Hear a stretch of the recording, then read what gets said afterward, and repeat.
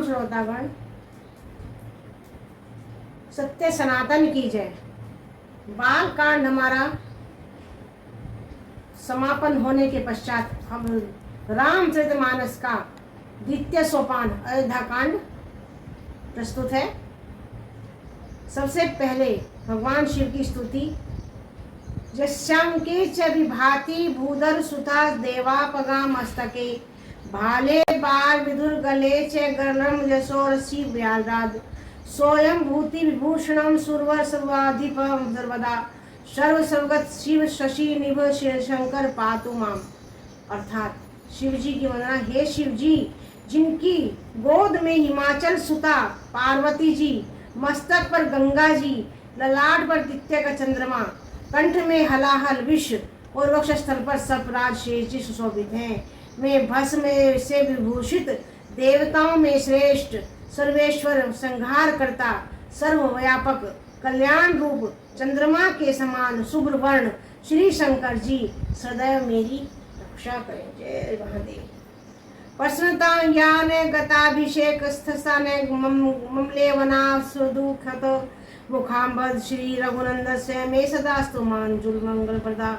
रघुकुल को आनंद देने वाले श्री रामचंद्र जी के मुखार बिंद की जो शोभा राज्याभिषेक से न तो प्रसन्नता को प्राप्त हुई और न वनवास के दुख से मलिनी हुई, वह मुख कमल की छवि मेरे लिए सदा सुंदर मंगलों को देने वाली है। अर्थात भगवान राम को ना तो वन जाने का कोई दुख था और ना ही उन्हें राज्याभिषेक की कोई प्रसन्नता थी, यानी वे सुख और दुख में समान धैर्य रखने वाले।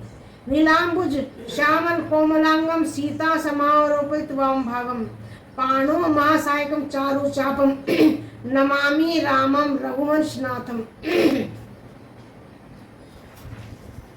नीले कमल के समान श्याम और कोमल जिनके अंग हैं, श्री सीता जी जिनके वाम अंग में विराजमान हैं और जिनके हाथों में अमोघ बाण और सुंदर धनुष है, उन रघुकुल वंश के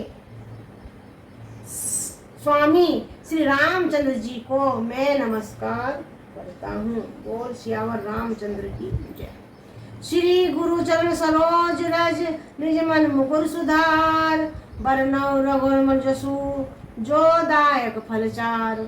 श्री गुरु जी के चरण कमलों की रज से अपने मन रूपी दर्पण को साफ करके मैं श्री रघुनाथ जी के उस निर्मल यश का वर्णन करता हूँ जो चारों फलों को अधर्म अर्थ काम मोक्ष को देने वाला है। जब ते राम ब्याहु घर आए नित नव मंगल मोद बधाए भुवन चारि दस भूधर भारी सुकृत मेघ वर्षई सुख बारी। तुलसीदास जी वर्णन करते हैं कि जब से श्री रामचंद्र जी विवाह करके घर आए हैं तब से अयोध्या में नित्य नए मंगल हो रहे हैं और आनंद के बधाई बज रहे हैं। 14 लोक रूपी बड़े भारी पर्वतों पर पुष्प रूपी मेघ सुखदायिनी जल बरसा रहे हैं। रिद्धि सिद्धि संपत्ति नदी सुहाई उमगी अवध अम्बुदी कहूँ आई मणिकन पुनर नारी सुजाति सुचि अमोल सुंदर सब भांति।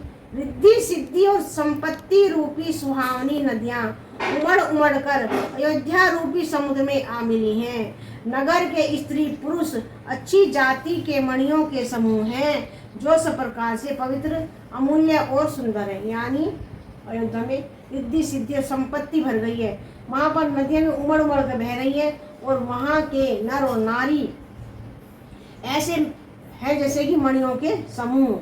कहीं ने जाए कछु नगर विभूति जनु एतने बिरंची कर तूती सब विधि सब लोग सुखारी रामचंद्र मुख चंदु निहारी। नगर का ऐश्वर्य कुछ कहा नहीं जाता, ऐसा जान पड़ता है मानो ब्रह्मा जी की कारीगरी बस इतने इसमें ही है। सब नगर निवासी श्री रामचंद्र जी के मुख चंद्र को देखकर सब प्रकार से सुखी है। यानी ऐसा लगता है कि सारे सुख जैसे कि अयोध्यापुरी में ही आकर बस गए हों। मुदित मानतु सब सखी सहेली फरित बिलो की मनोरथ बेली राम रूप गुणशील स्वभाव प्रमुदित होई देखी मुनि राव।